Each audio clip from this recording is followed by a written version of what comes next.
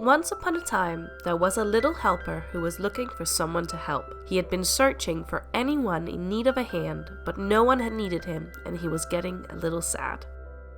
Tired after searching all day, the little helper sat down with a sigh in a pumpkin patch. As he was contemplating what to do, he heard a strange sound. He turned around and saw a crying pumpkin. It was sitting all by itself in a pool of its own tears. The little helper might finally have found someone who needed his help.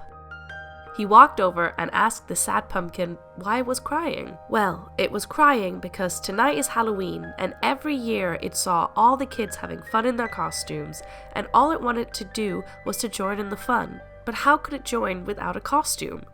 A costume? The little helper could help with that. He looked around and saw a house. That must be where the kids live, and they must have their old costumes in there. He ran over to the house, picked the door open. Up on the first floor was the kids' room, and sure enough, there was an entire chest full of Halloween costumes. The little helper dragged the chest out of the room and back to the pumpkin. The chest had lots of different costumes, and the pumpkin tried on a pirate costume first. The eye patch didn't quite cover its eyes, and it was too minimal. The kids might get scared if they saw a talking pumpkin at their party. Next up was the witch's costume. The little helper really liked the broom, but the pumpkin wasn't happy. It couldn't fit the robes, and it didn't have any arms to hold the broom.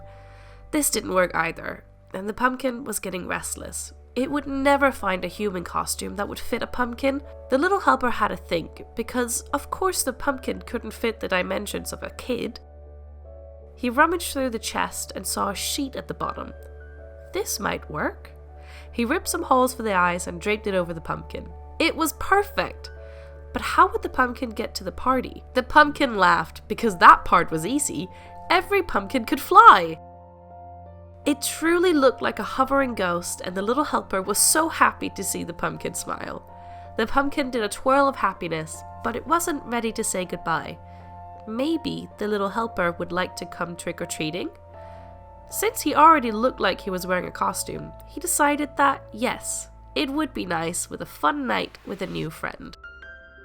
And that is the story of how the little helper gave a pumpkin the Hallows Eve of its dreams and made a new friend. They both hope your Halloween will be just as magical as theirs. The end. I hope you enjoyed this little story time thing that I wrote and painted. I had a lot of fun coming up with it. And also, I'm sorry if the voiceover sounds a little rough. 'Tis the time of the cold, and I, as usual, have caught it once again. But I hope you enjoyed it, and let me know what kind of adventures you'd like to see the little helper go on next. Bye!